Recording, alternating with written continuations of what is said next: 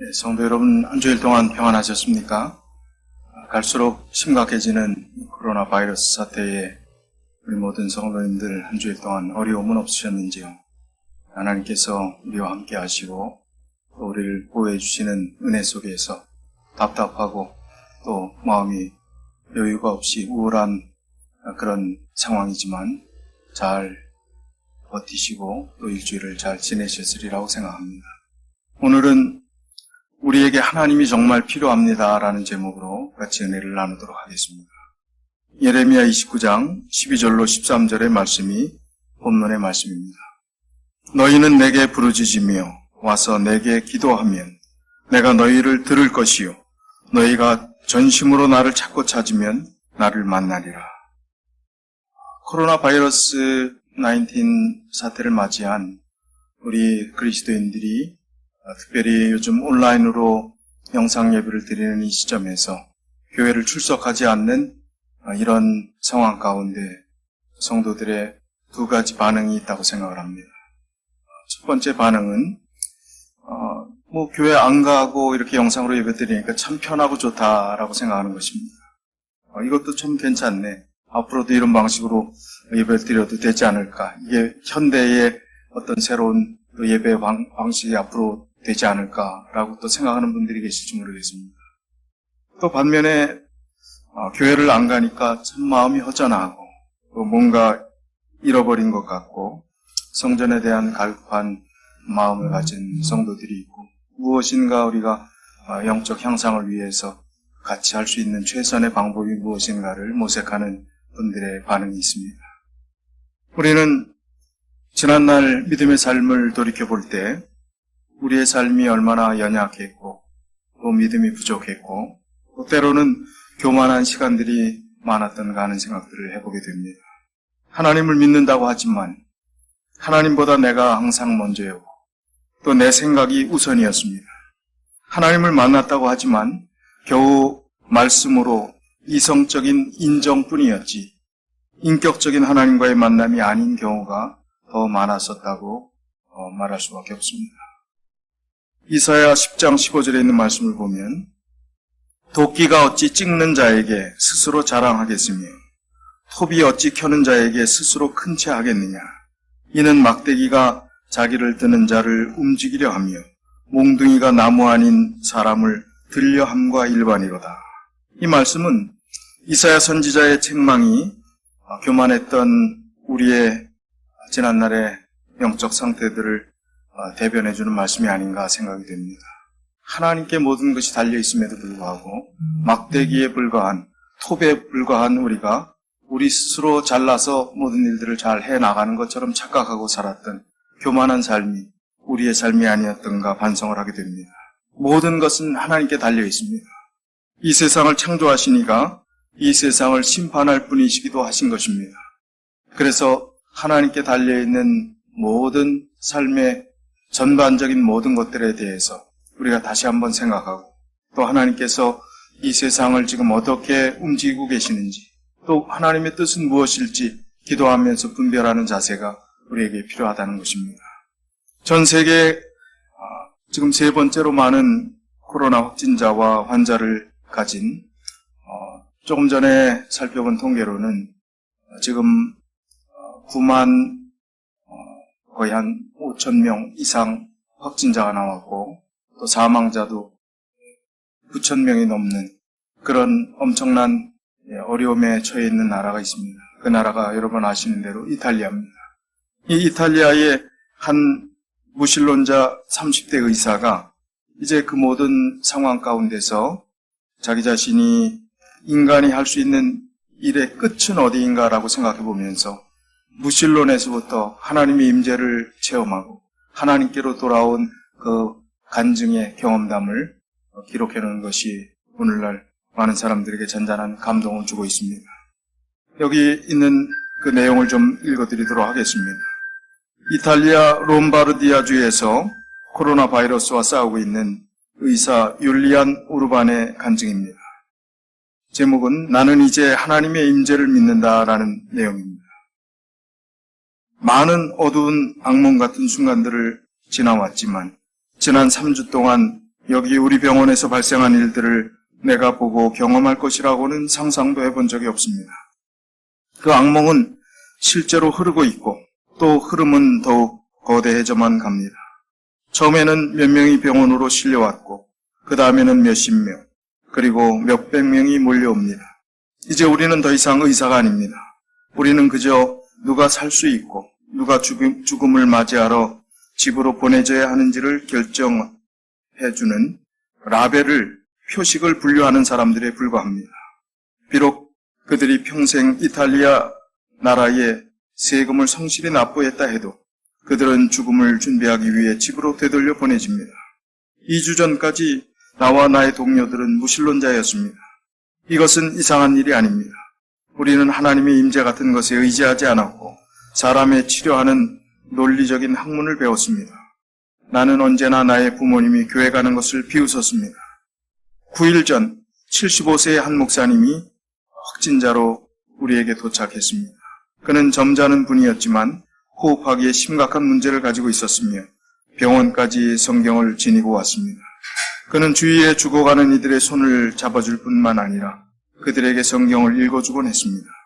그리고 그것은 우리에게 깊은 인상을 주었습니다. 우리가 처음 그의 전하는 말을 들을 약간의 시간을 가졌을 때도 우리는 모두 그저 피곤함에 눌리고 낙담한 의사들이었고 정신적으로나 육체적으로 끝난 상태였습니다. 지금 우리는 고백할 수 있습니다. 한낱 인간인 우리는 매일 수많은 사람이 죽어가는 이 상황에 더 이상 무엇을 할 수도 없는 한계에 이르렀습니다. 우리는 지쳤고 우리의 동료 2명은 사망했으며 다른 동료들은 바이러스에 확진되었습니다. 그런데 인간이 할 수 있는 일이 끝나는 거기에서 우리는 하나님이 필요함을 깨달았습니다. 그리고 짧은 몇 분의 휴식 시간이 주어질 때 우리는 하나님께 도움을 구하기 시작했습니다. 우리는 서로 얘기를 나눕니다. 치열했던 무신론자였던 우리가 지금 매일 우리의 평강을 구하고 우리가 환자들을 잘 돌볼 수 있도록 우리를 도우시기를 주님께 구하는 것을 우리 스스로 믿을 수 없게 생각하게 되는 것입니다. 어제 75세의 그 목사님이 돌아가셨습니다. 지금까지 3주 동안 120명이 사망했고 우리 또한 모두 지치고 무너졌었지만 그분은 자신의 위중한 상태와 도와드릴 수 없는 우리의 어려움, 한계에도 불구하고 우리가 더는 찾지 못했던 평강을 우리에게 가져다 주었습니다. 그 목사님께서는 돌아가셨으며 현재의 상황이 이어진다면 아마 우리도 곧 그분의 뒤를 따를 것입니다. 나는 6일째 집에도 들리지 못했고 언제 마지막 식사를 했는지도 모르겠습니다. 나는 지금 이 땅에서의 나의 무용함을 깨닫지만 나의 마지막 호흡을 다른 이들을 돕는 데 줄 수 있기를 원합니다. 나는 나의 동료들의 죽음과 그들의 고통에 둘러싸여 내가 하나님께 돌아온 것에 기쁨이 넘칩니다. 며칠 전에 이탈리아의 38세 된 이 의사가 나눴던 간증의 이야기입니다. 그렇습니다. 치열하게, 철저하게 무신론자로 살았던 그가 지금 어떤 면에서는 가장 위기의 때 하나님의 도움의 손길이 절실할 이때에 하나님께서는 침묵하시는 것처럼 보이는 이 사태가 계속해서 걷잡을 수 없이 더 확산되는 이 와중에 오히려 하나님을 거기서 발견하고 하나님께 돌아오고 우리에게 절대적으로 정말로 필요한 것이 하나님이시라고 간증하는 이 이탈리아 의사의 고백, 오늘 우리가 얻을 수 있는 또 귀중한 교훈인 것 같습니다. 신종 바이러스에 대한 두려움이 이 세상을 마비시키고 있습니다. 이 두려움의 원천은 미지라는 것입니다. unknown이라는 것입니다.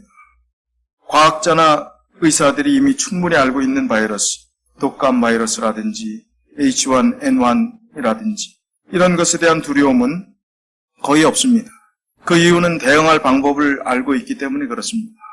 하지만 COVID-19 같은 신종 바이러스의 경우 의학 전문가들이 시원한 대안을 제시하지 못하기 때문에 대중이 공포에 떨고 또 근심과 불안이 주식시장을 폭락시키고 걱정과 염려가 학교 문을 닫게 하고 미국의 대부분의 스테이시, 집 밖 출입 금지령을 내리고 모든 생활을 셧다운 시켰습니다.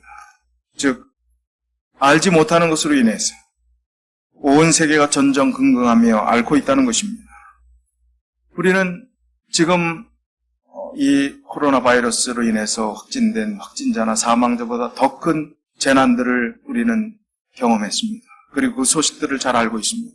예를 들면 2004년 12월 26일 11시경에 발생했던 인도양 쓰나미 대지진의 희생자는 28만 명부터 32만 명까지 희생이 되었다고 이야기를 하고 있습니다. 또 2011년 한국의 이웃 나라인 일본, 동일본 대지진 사망자가 15,894명으로 우리가 집계된 것을 그 뉴스를 이미 들었습니다. 그때 그 소식을 들었을 때 우리가 놀랐고 또 충격을 받았고 두려움이 있었지만 그러나 지금 코로나 바이러스 19 사태와 같이 두려워하지는 않았습니다. 왜 그렇습니까? 지금은 왜 이렇게 두려워합니까? 그것은 지금 내가 당하는 일이기 때문입니다. 나의 삶에서 이루어지는 내 주위에서 그런 일들이 벌어지고 있기 때문에 두려움이 더 가중되는 것입니다. 이런 상황 가운데서 우리는 어떻게 우리의 감정을 컨트롤해 나가야 할까요? 기독일보 3월 24일자 기고문에 세원야 고등학교 교장 선생님이신 제이슨 송 교장 선생님이 올린 글이 공감이 가서 제가 좀 소개해드리고자 합니다. 그 중에 일부를 소개해드리겠습니다. 감정이란 것은 나이가 든다고 자동적으로 관리되지 않는다. 백발인데도 다투고 싸우고 화를 자주 내는 분들이 있다. 큰 일을 맡은 리더들도 감정 관리에 약하다. 예를 들어 스티브 잡스는 젊은 시절 혈기로 인해 많은 적들을 만들었다. 성경의 인물들은 어떤가? 사울은 질투와 열등감으로 인해 다윗을 죽이려고 했고 다윗은 생명의 위협과 반역과 배반으로 인해 우울증과 불안감을 장편의 시로 읊어냈고 모세는 증오로 사람을 죽이고 화도 버럭 냈는가 하면 엘리야는 큰 기적의 중심에 있었지만 한 여인의 위협에 겁먹고 도망치다 차라리 죽고 싶다고 했다. 이렇듯 모든 사람이 감정을 잘 다루지 못한다. 특히 지금같이 코로나 바이러스로 인해 사회의 기반이 흔들리고 주식이 폭락하고 장사도 못하고 사업체가 파산하고 금지령으로 인해 활동을 못할 때 많은 사람이 염려와 답답함으로 인해 우울증에 시달리기가 쉽다. 지금 우리에게 필요한 것은 염려와 근심을 물리치고 안정과 평안을 되찾는 것이다. 그래야 절망감을 털어내고 소망을 향해 전진할 수 있다. 예측할 수 없는 미래에 대한 염려와 걱정을 어떻게 다스릴 수 있을까? 첫째, 큰 그림을 잊어서는 안 된다. 어려울 때일수록 한 걸음 뒤로 물러서 인생과 삶과 죽음과 영원 같은 중대한 개념에 대해 깊이 생각해 봐야 한다. 둘째, 내가 무엇을 위해 어떤 목적과 목적지를 향해 뛰고 있는지 생각해 봐야 하며 필요하다면 방향을 바꾸거나 조정해야 한다. 셋째, 가족과 친지, 친구나 동료 등 사랑하는 사람들을 기억하고 사랑을 표현해야 한다. 사랑이 위기를 극복하는 원동력이 될 수 있다. 넷째, 악몽 같은 코로나 바이러스 사건도 결국 언젠가는 끝날 것임을 인지하는 것이다. 끝으로 하루하루 최선을 다하며 살기로 결심하는 것이다. 사람은 과거를 기억하기에 후회하고 미래는 예측할 수 없기에 염려한다고 한다. 그래서인지 성경의 바울 사도는 과거를 기억지 말고 결승선을 향해 질주하라고 조언했고 예수님은 두려워 말라, 근심하지 말라고 여러 번 격려를 하셨다. 염려는 몸과 마음과 영혼에 도움이 안 된다. 그러니 염려와 근심을 물리치고 더 나아가 긍정과 소망을 바이러스같이 퍼뜨리고 전파하자. 우리의 당면한 현실을 어떻게 두려움을 극복하고 또 우리가 긍정적으로 당면한 문제들을 풀어나가야 될지 주는 좋은 조언의 말씀이었습니다. 워렌 버핏이라는 사람을 우리가 다 잘 알고 있습니다.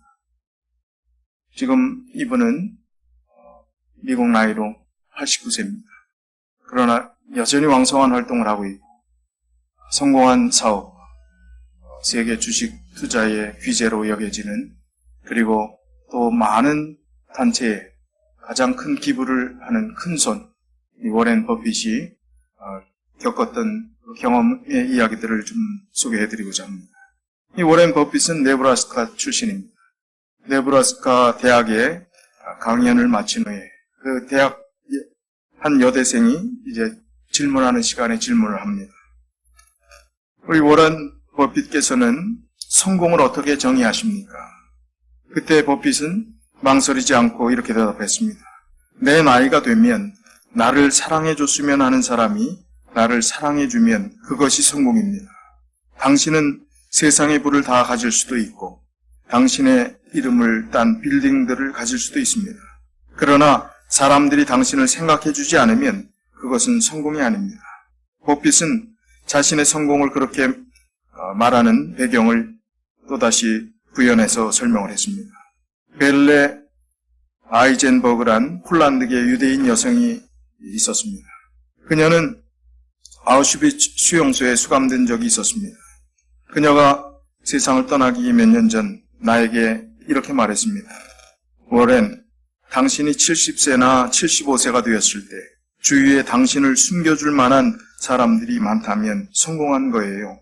반대로 아무도 당신이 어떻게 되든 신경을 쓰지 않는다면 돈이 얼마나 많든 전 상관 안 해요. 그러면 당신은 성공하지 못한 거예요. 이 워렌 버핏이 이야기했던 이 말, 그리고 벨레 아이젠버그의 아우슈비츠 수용소에서 경험했던 그 나치 치하의 잔혹했던 그 시절들을 생각해 보면서 나를 숨겨줄 수 있는 사람, 이유 여하를 묻지 않고 나를 지켜줄 수 있는 사랑하는 사람이 있다면 그 인생은 성공한 사람이라고 이야기를 하는 것입니다. 지금 이런 어려운 처지에서 우리는 예민해지기 쉽습니다. 그리고 우리가 인내심을 갖고 또 평정심을 갖고 당면한 현실들에 대해서 올바른 사고와 객관적인 판단력을 가지고 이 일들을 풀어나가는 것이 어렵습니다. 그래서 자칫 잘못하면 우리의 관계가 사소한 일로 인해서 깨질 수 있습니다. 그리고 마음의 상처들을 받을 수 있습니다. 우리가 주의해야 합니다. 사랑하는 것이 끝까지 남는 것입니다. 위기의 때에도 사랑할 수 있는 것이 진정한 사랑이라고 말씀해 주셨습니다. 이사야에 있는 말씀을 보면 이사야 41장에 있는 말씀은 우리가 잘 아는 말씀이 있는데 세 성경절을 제가 차례로 좀 읽어드리겠습니다. 각기 이웃을 도우며 그 형제에게 이르기를 너는 담대하라 하고, 그 다음에 두 번째 같은 장 13절에 있는 말씀입니다. 이는 나 여호와 너희 하나님이 내 오른손을 붙들고 내게 이르기를 두려워 말라 내가 너를 도우리라 할 것임이니라. 그 다음에 10절의 말씀입니다. 두려워 말라 내가 너와 함께 함이니라. 놀라지 말라 나는 내 하나님이 됨이니라. 내가 너를 굳세게 하리라. 참으로 너를 도와주리라. 참으로 나의 의로운 오른손으로 너를 붙들리라. 자, 여기 같이 이사야 41장 하나님의 약속의 말씀을 순서대로 나열을 우리가 해보면 두려워 말라라고 하신 말씀하기 전에 6절에 주신 이 말씀은 이웃을 도우라는 것입니다. 이웃을 먼저 도우라는 것입니다. 그 다음에 이웃에게 담대하라고 격려하라는 것입니다. 그 6절에 있는 말씀이고, 그런 이웃을 돕고 이웃에게 담대하라고 격려한 그들에게 하나님께서 우리의 오른손을 붙잡고 도우시겠다고 하셨고, 또 하나님께서 의로운 오른손으로 우리를 붙들겠다고 약속해 주셨습니다.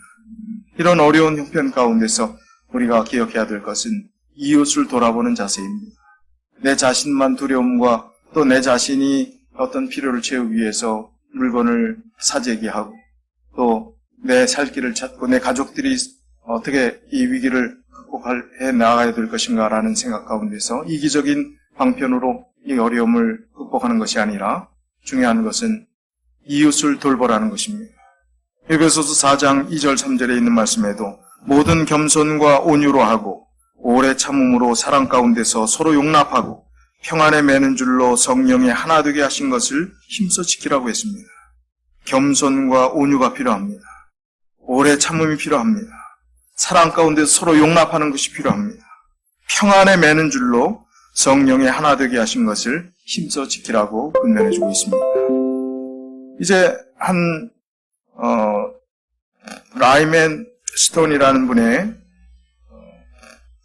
최근에 기고한 그의 글을 통해서 지금 기독교가 2000년 동안 이 전염병을 어떤 자세로 접해왔고 또 어떻게 다뤄왔는지를 최근 Foreign Policy라는 그 잡지에 이 라이맨 스톤 박사가 기고를 했습니다. 이번은 Institute for 패밀리 스타디스라는 가정사역과 관련된 일을 하시는 분입니다.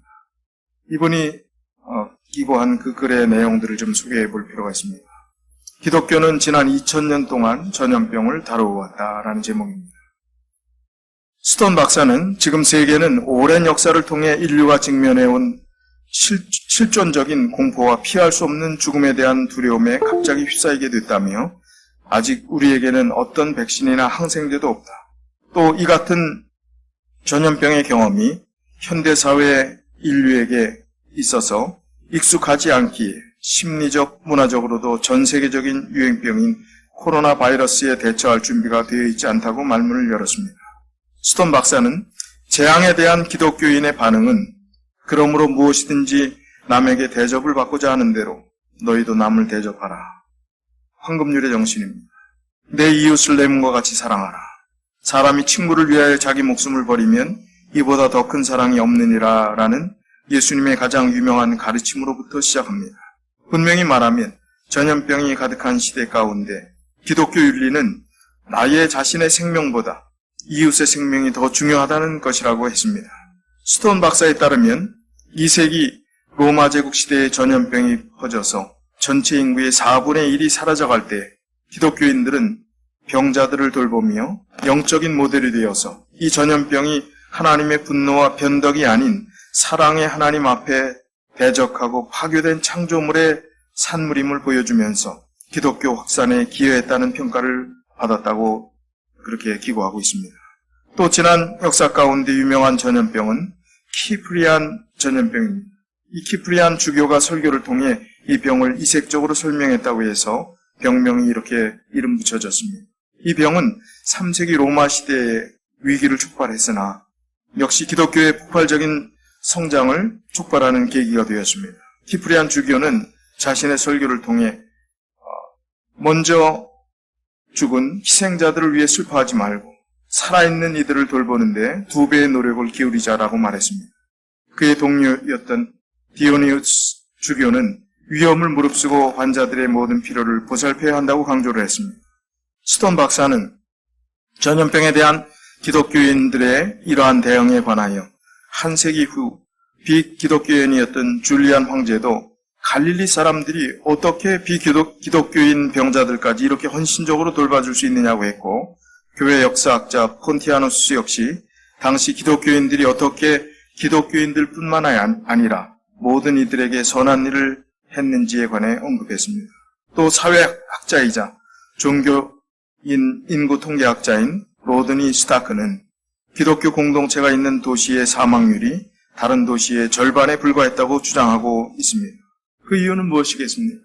바로 기독교인들의 희생적인 또 기독교의 참된 황금률의 정신을 실천했고 자기의 목숨보다는 이웃을 사랑하는 그 정신을 그대로 삶을 통해서 이루었기 때문에 그런 기독교인들이 사는 도시의 사망률이 절반도 되지 않았다 하는 그런 표현을 할 수 있는 것이었습니다. 기독교인들의 희생은 역사 가운데서도 다시 한번 드러나게 되는데 1517년 페스트가 흑사병과 같은 그 비슷한 전염병이죠. 그런 전염병이 독일의 비텐베르크를 강타했을 때 이때는 마르틴 루터가 종교개혁을 한 지 10년이 지났을 때였습니다. 종교개혁 뒤에 10년 동안 이제 기독교의 참된 복음의 기초들을 놓을 때 얼마나 마르틴 루터가 바빴겠습니까?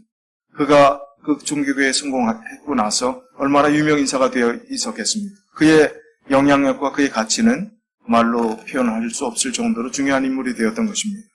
그래서 이제 그런 전염병이 그 독일의 마르틴 루터가 거주하는 그 도시 비텐베르크에 강타했을 때 주변에 많은 사람들이 도시를 탈출하라는 요청을 했습니다. 당신은 살아서 이 종교개혁의 놀라운 일들을 계속해서 해나가야 된다고 마르틴 루터는 그 도시를 안전지대로 이제 도시에서부터 탈출하라는 권고를 계속 받았습니다. 그러나 마르틴 루터는 요청을 거부하고 남아서 병자들을 대상으로 사역을 했고 결국 이 전염병으로 인해서 사랑하는 딸 엘리자베스를 잃게 됩니다. 스톤 박사는 이에 대해서 마르틴 루터는 기독교인들이 전염병을 피해 도망가야 하느냐라는 질문에 명확한 답을 제공했습니다. 기독교인 의사들은 자신이 속한 병원을 버릴 수 없고 기독교인 정치가들은 자신이 속한 지역구를 버리고 도망갈 수 없고, 목회자들은 자신의 공동체를 버릴 수 없다는 것입니다.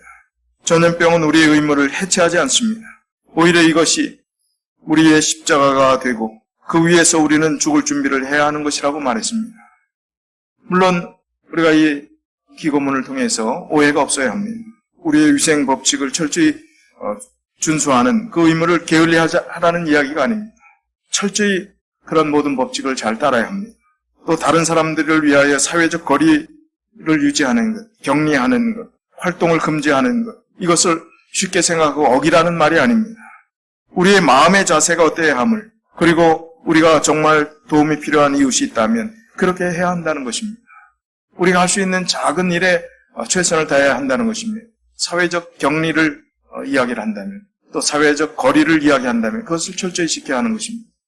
그래서 내가 문제가 없다고 생각해서, 쉽게 생각해서 다른 일들을 우리 그리스도인들이 야기시키는 주체가 된다면, 한국의 신천지의 그 모든 교인들로 인해서 한국의 대구 지역이 정말 큰 확진의 원인 제공자가 기독교 하나님을 믿는 사람들이 되었다 한다면 그것은 바람직한 일이 안 된다는 것입니다. 이런 상황 가운데서 우리의 마음의 자세가 어떠해야 함을, 우리가 정말 도움이 필요한 이웃이 있다면 그렇게 해야 한다는 것입니다. 우리는 정말 하나님이 정말 필요합니다. 하나님께서 우리에게 만나자고 요청하십니다. 하나님께서 우리에게 주신 약속의 말씀들을 우리가 몇 성경 구절을 살펴보면서 같이 위안을 얻고 또 용기를 얻었으면 좋겠습니다. 먼저 예레미야 33장 3절의 말씀입니다. 너는 내게 부르짖으라. 내가 내게 응답하겠고 내가 알지 못하는 크고 은밀한 일을 내게 보이리라. 우리가 하나님께 얼마나 부르짖어 보셨습니까? 하나님께서 응답하겠다고 하셨는데 하나님을 향해서 우리가 기도하지 않고 또 하나님과 만나는 그런 인격적인 만남을 이번 기회를 통해서 더 갖지 않는다면 우리의 이 기회는 가장 중요하게 영적으로 발을 쏠 수 있는 기회는 아마 영영이 다시 오지 않을 수도 있습니다. 이러한 때에 우리 자신을 심각하게 돌아봐야 합니다. 그리고 이러한 때에 무신론자들이 오히려 하나님을 찾는 이때 우리가 태만해져서는 안 되겠습니다. 우리가 뒤로 물러가서는 안 되겠습니다. 우리의 믿음이 해이해져서는 안 되겠다는 말씀입니다. 그래서 하나님을 부르짖으라는 것입니다. 더 찾으라는 것입니다. 평소보다 더 열심히 찾으라는 말씀입니다. 예레미야 29장 11절의 말씀입니다. 여호와의 말씀이니라. 너희를 향한 나의 생각을 내가 아나니 평안이요 재앙이 아니니라. 너희에게 미래와 희망을 주는 것이니라. 하나님께서 우리에게 원하시는 하나님의 본뜻은 우리에게 주시고자 하시는 것은 평안이고 재앙이 아니라고 했습니다. 미래를 허락해 주시고 희망을 주시는 것이 하나님의 마음이라고 했습니다. 지금 이 시대의 이런 모든 흐름 가운데서 우리가 하나님의 본 마음을 이해하게 된다면 우리의 결론이 어떻게 되어질지를 우리가 분명히 알기 때문에 하나님 안에서 다시 한번 용기와 희망을 얻을 수 있으리라고 생각합니다. 비슷한 말씀이 시편 23편의 4절에 나옵니다. 내가 사망의 음침한 골짜기로 다닐지라도 해를 두려워하지 않을 것은 주께서 나와 함께 하심이라. 주의 지팡이와 막대기가 나를 안위하시나이다. 우리가 사망의 음침한 골짜기를 다닌다 할지라도 지금 우리가 걷고 있는 모든 것이 사망의 음침한 골짜기처럼 여겨지는 상황이 아니겠습니까? 그러나 이런 어려운 상황 가운데서 주께서 우리와 함께 하시겠다고 하신 분명한 약속을 우리가 의지해야 합니다. 데살로니가후서 3장 3절에 주는 미쁘사 믿음직하고 믿을만하고 신실하시사 너희를 굳건하게 하시고 약한 자에게서 지키시리라. 우리를 굳건하게 해주시겠다고 하셨습니다. 약한 자에게서 지키겠다고 약속해 주셨습니다. 누가복음 11장 28절에 예수께서 이르시되 오히려 하나님의 말씀을 듣고 지키는 자가 복이 있느니라 하시니라. 이제 하나님의 말씀을 듣고 지키는 일이 필요합니다. 이러한 때에 하나님께 더 가까이 나가는 게 필요합니다. 하나님이 정말 필요한 분이라는 사실들을 인생의 어느 때보다도 더 가까이 깊게 깨닫는 그 경험이 우리에게 필요하다는 것입니다. 이제 하나님께서 희망의 약속을 주셨듯이 우리 주변의 두려움보다는 긍정과 희망을 이야기해야 합니다. 최근 이런 코로나 바이러스 사태로 인해서 세계적인 전염병 대유행을 맞이해서 사회적 거리두기를 하면서 미국 위스콘신주에 사는 전직 교사가 쓴 시가 많은 사람들에게 큰 감동을 주고 있습니다. 우리가 아무렇지도 않은 척하지만 존재의 의기소침 상태에서 집에 머물고 있는 우리들, 어떤 이는 그동안 읽지 못했던 책을 읽고, 어떤 이는 이렇게 글을 쓰고, 어떤 이는 자신의 삶을 뒤돌아본다고 했습니다.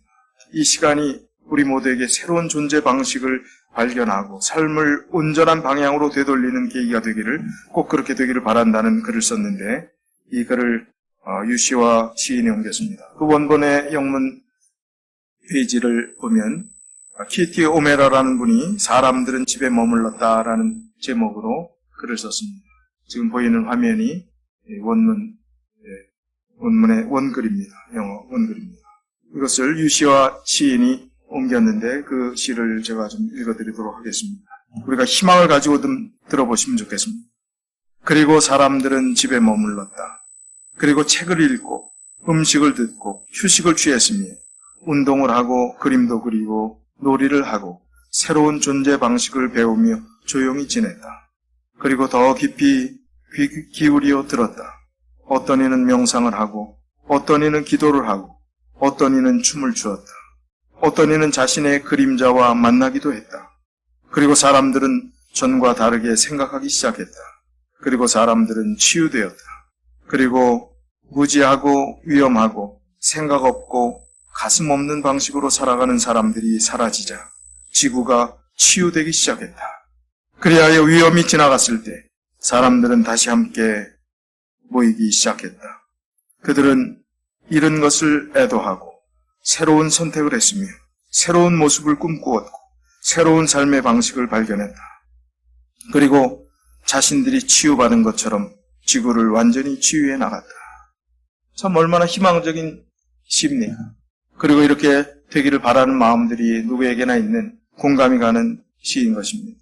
우리가 이러한 것을 그냥 인간적인 세상 속에서도 소망이라는 희망이라는 작은 바램으로 바라보지만 하나님 안에서 주신 약속을 믿는 우리들은 하나님께서 분명히 회복시키겠다고 약속하신 새하늘과 새 땅을 우리가 바라보고 그것을 목표로 해서 우리의 종착점으로 생각해서 재림의 신앙을 가진 우리들은 더 큰 희망과 용기를 가져야 되는 것입니다. 우리에게 하나님이 정말 필요합니다. 우리가 다시 하나님의 자녀로 온전히 돌아와야 합니다. 하나님을 인격적인 관계로 만나야 합니다. 그분을 만나기 위하여 부르짖어야 합니다. 우리의 잘못된 방향을 돌이켜야 합니다. 교회 증언 5권 177쪽에 있는 말씀을 제가 읽어드리겠습니다. 시험받는 영혼이여 주님께 부르짖으라. 속절없고 무가치한 그대로 그대 자신을 예수님께 던져버리라. 그리고 바로 그분의 약속을 주장하라. 주님께서는 들어주실 것이다. 그분께서는 육신적 마음의 성향이 얼마나 강한지를 아신다. 그러므로 그분께서는 시험을 받을 때마다 도와주실 것이다. 그대는 죄 가운데 빠져 있는가? 그렇다면 지체하지 말고 자비와 용서를 얻기 위하여 하나님을 찾으라. 다윗은 자기의 죄를 깨닫게 되자 회개와 겸손으로 그의 심령을 하나님 앞에 토로했다. 그는 그의 면류관은 잃어버려도 견딜 수 있었지만 하나님의 은총을 빼앗기고는 견딜 수 없다고 느꼈다. 자비는 지금도 여전히 죄인에게 뻗쳐있다. 주님께서는 우리가 방황하고 있는 동안 내내 우리를 부르고 계신다. 배역한 자식들아 돌아오라. 내가 너희의 배역함을 고치리라. 예레미야 3장 22절. 만일 우리가 호소하는 성령의 음성에 유의할 것 같으면 하나님의 축복은 우리의 것이 될 것이다. 아비가 자식을 불쌍히 여김같이 여호와께서 자기를 경외하는 자를 불쌍히 여기시나니. 시편 103편 13절의 말씀입니다. 우리가 다시 용기를 가질 수 있는 이유가 분명해졌습니다. 그래서 우리는 이 어려운 상황 가운데서 더욱더 그리스도인다운 서로 사랑하고 정직하게 행하고 남을 위해서 봉사하고 내가 남들에게 피해를 주지 않고 오히려 많은 것을 베풀고 나눌 수 있는 그런 정신으로 살아가는 것이 이러한 어려운 일들을 당한 현실에 그리스도인으로 살아가는 귀중한 방법이라고 생각합니다. 우리에게는 하나님이 정말 필요합니다. 그 하나님은 우리를 만나기 위해서 지금도 우리에게 손을 내밀고 계십니다. 오른손으로 우리를 붙잡아 주신다고 약속해 주셨습니다. 그 약속을 의지하고 시편 11편 7절에 있는 말씀처럼 여호와는 의로우사 의로운 일을 좋아하시나니 정직한 자는 그 얼굴을 배우리로다. 우리가 그리스도인으로 이러한 상황을 정직하게 정말 우리 자신을 이 상황 가운데서 그리스도인으로 대입하고 직면하여 그리스도인답게 정직하게 살아감으로 인해서 하나님의 놀라운 은혜와 축복을 이 땅에서도 경험하고 어려운 사태 가운데서도 체험하고 하나님의 놀라운 사랑을 더 깊이 나누는 믿음의 가족들이 다 되시길 바라면서 오늘 말씀을 드리겠습니다. 기도하겠습니다. 사랑의 아버지 하나님, 정말 두렵고 놀라고 할 말을 잃은 이 패닉 상태에서 정말 하나님이 너무나 필요합니다. 우리가 알았던 이성적인 그리고 이론적인 하나님이 아닌 인격적인 관계에서 만나는 그 하나님이 정말 필요합니다. 그리고 그 하나님께서 우리와 함께 하시겠다고 약속해 주셨고 우리를 그의 의로운 오른팔로 붙잡아 주시겠다고 약속해 주셨고 또 우리의 오른손까지 잡아주시겠다고 약속해 주셨습니다. 주님, 그 약속을 저희가 의지하고 이제 이 당면한 현실을 초대 기독교인들이 이 어려운 전염병을 어떻게 대했는지 생각하며 나누고 베풀고 희생하더라도 이웃을 위해 살았던 황금률의 정신을 베풀고 살았던 그 정신이 우리 안에 있게 하셔서 우리가 서로 사랑하고 인내하고 오래 참고 온유하며 하나님의 사랑을 나누는 우리 모두가 되도록 축복해 주시옵소서. 주님, 지구촌 곳곳에 이 일로 인해서 신음하는 많은 영혼들 긍휼히 여기시고 하나님의 위로와 또 하나님의 치유의 은혜가 함께 해주시고 왜 이런 일이 발생하는지 우리가 깨닫도록 지혜를 주시고 영적 눈을 뜨게 해주셔서 이 세상의 마지막 종말의 시간 전에 유일하게 주어진 이 시험의 시간을 또 이 중요한 기회를 우리가 믿음으로 잘 붙잡고 하나님 안에서 인생의 분명한 해답을 얻고 살아가는 지혜자들이 다 될 수 있도록 축복해 주시옵소서. 주님, 저희들도 한 주일 이 험난하고 위험한 세상에서 살아갈 때 하나님께서 사망의 음침한 골짜기를 다닐지라도 해를 두려워하지 않을 것은 주께서 나와 함께 하신다고 말씀해 주신 그 약속을 의지하고 힘차게 믿음으로 살아가며 철저히 우리의 모든 규칙들을 잘 지키고 또 많은 사람들에게 그리스도인의 아름다운 향기를 드러내는 귀한 삶이 한 주일의 삶이 되게 하여 주시옵소서. 특별히 연로하신 우리 교회의 시니어분들 그리고 어린 영혼들 모든 교우들 이 일을 통해서 하나님께 더욱 가까이 가고 또 어려움 없도록 하나님께서 함께해 주시는 한 주일의 삶이 되도록 주께서 인도하여 주시옵기를 예수 그리스도 이름으로 간절히 기도드리옵나이다. 아멘.